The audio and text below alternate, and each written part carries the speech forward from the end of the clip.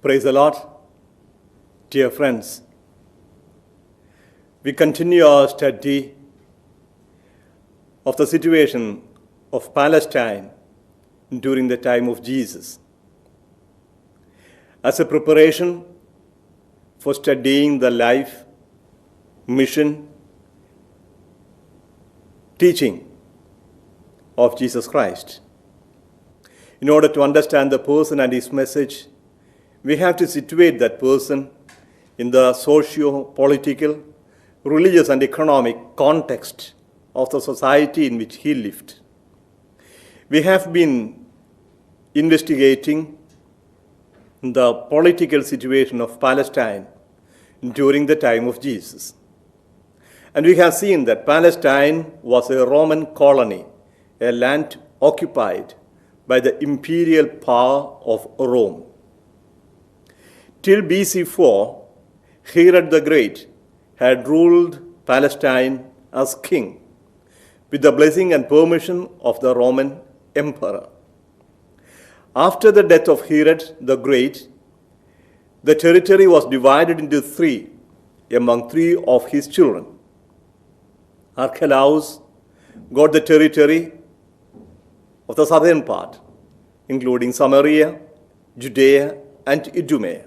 Northern section, especially Galilee and Perea, was given to another son, Antipas, and Philip got the rest of the kingdom of his father. And we saw that Archelaus was deported due to his cruelty and insensitive violence to the people. He was deported to Gaul, and the territory under his jurisdiction was given over to a procurator. Rome ruled directly in Samaria, Judea, and Idumea. From AD 6 to 66, 13 procurators governed Palestine. During the time of Jesus, especially his public life, the procurator was Pontius Pilate. It is Pontius Pilate who condemned Jesus to death. In fact, it's an article of faith in the Apostles' Creed that Jesus was crucified under Pontius Pilate. Pontius Pilate is Pilate or Pilatus from the province of Pontus. Who was this procurator? Since he had so much to do with Jesus, and especially the last days of Jesus and his death, it's good to ask the question, who was this Pilate? What kind of a man was he? If we read only the accounts of the four Gospels, we get the impression that Pilate was a weakling, that he was manipulated by the religious leaders of Judaism, that in order to please the leaders, and because he was afraid of the crowd, he handed Jesus over to be crucified, or handed Jesus over to them, to their will. But if we read the contemporary documents concerning this person, Pilate, we get a slightly different picture. For example, Philo of Alexandria, a Jewish philosopher of the first half of the first century AD, considers Pilate as a man of unbending nature, hard and inflexible disposition, harsh and brutal, irresponsible in handling official duties. And this is corroborated by certain facts reported by the Jewish historian Flavius Josephus. We have already seen him more than once in these talks. Flavius Josephus, the Jewish general who turned a friend of Romans and predicted the crowning of Vespasian as the emperor of Rome, and then adopted the name Flavius to honor the emperor, the Flavian family, and then became a historian in Rome, writing the antiquities of Jews, as well as writing an extensive report, a history of the Jewish war. Flavius Josephus presents a picture of Pilate, quoting several incidents that would reveal the character depicted by Philo. The very first act of Pilate mentioned by Josephus is this.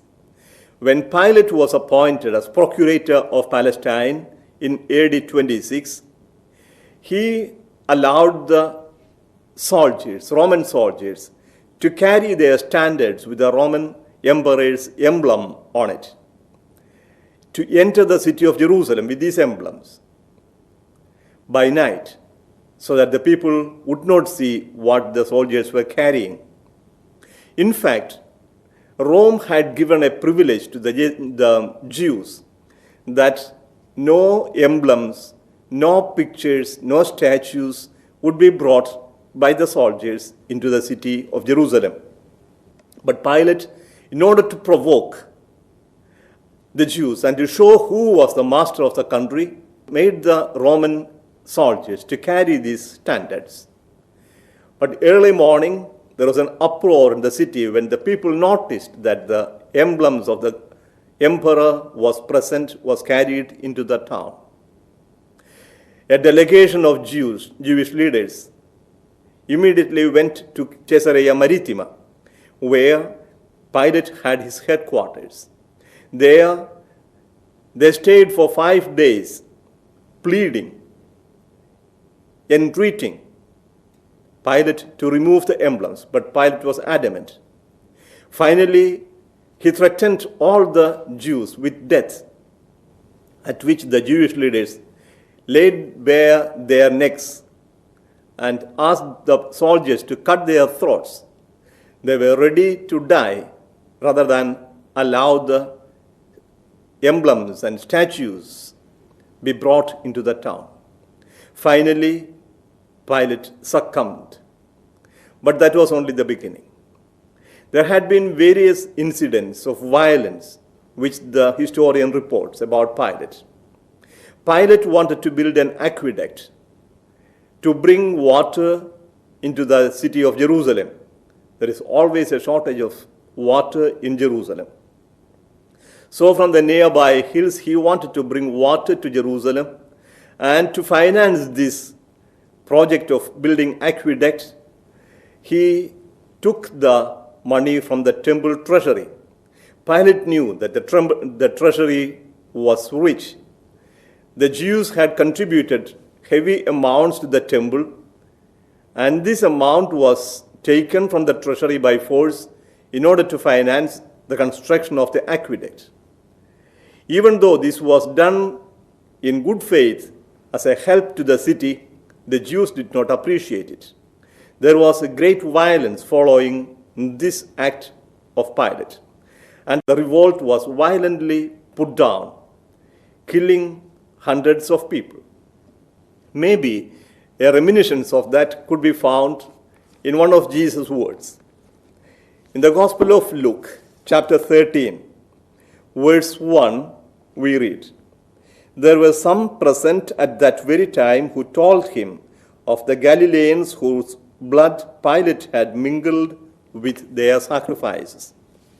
It could be a reprisal by Pilate against this uprisal, this revolt in town. Or it could be also some other act of violence which was very common in Jerusalem.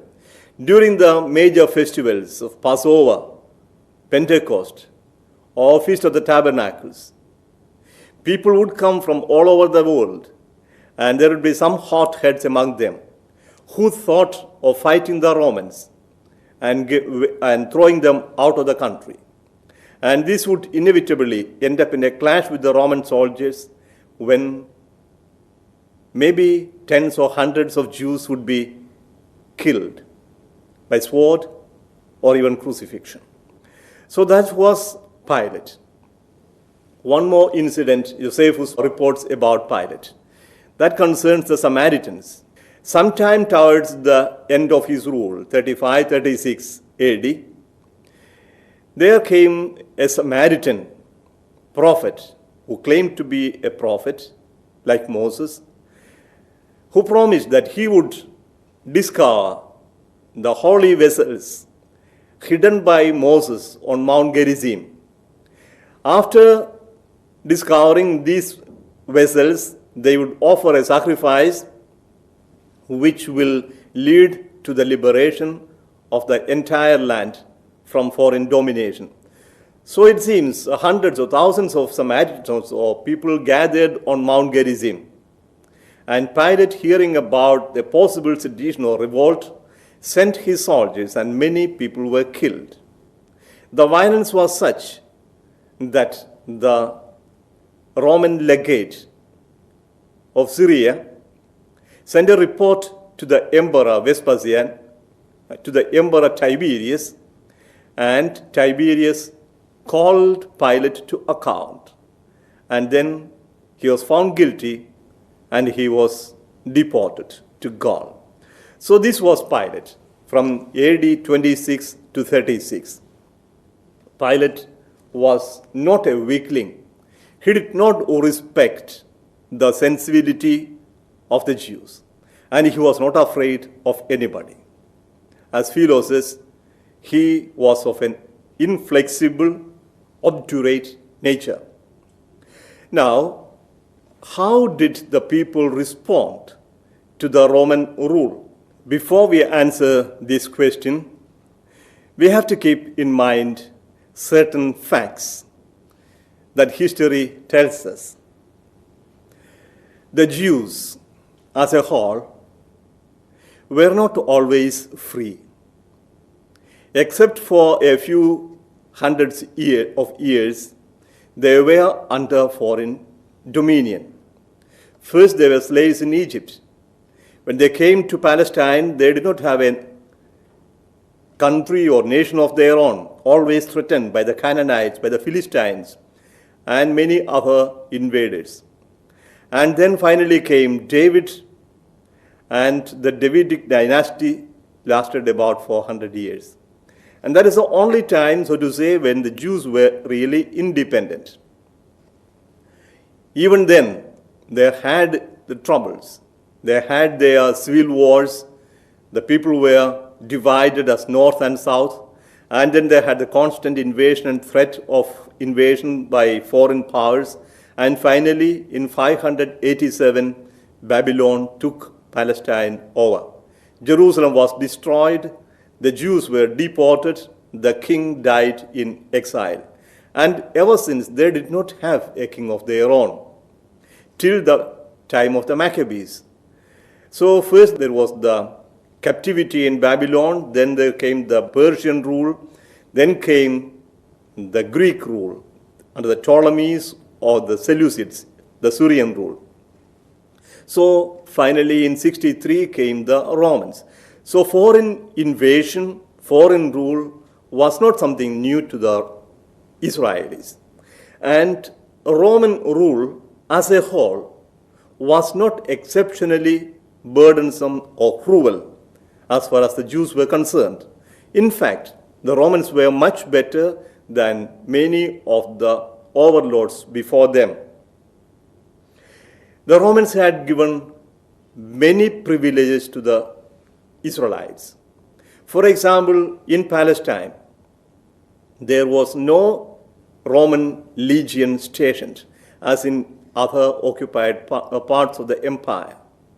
The legions were stationed in Syria and Egypt, not in Palestine. In Palestine, they had only one cohort. It's about 1,000-man unit stationed in the fortress Antonia. Otherwise, there is only small detachments of centuria or small groups of soldiers to keep law and order. Israelites were exempted from military service, not only in Palestine, but all over the empire. all the occupied countries and nations had to render military service to the Romans.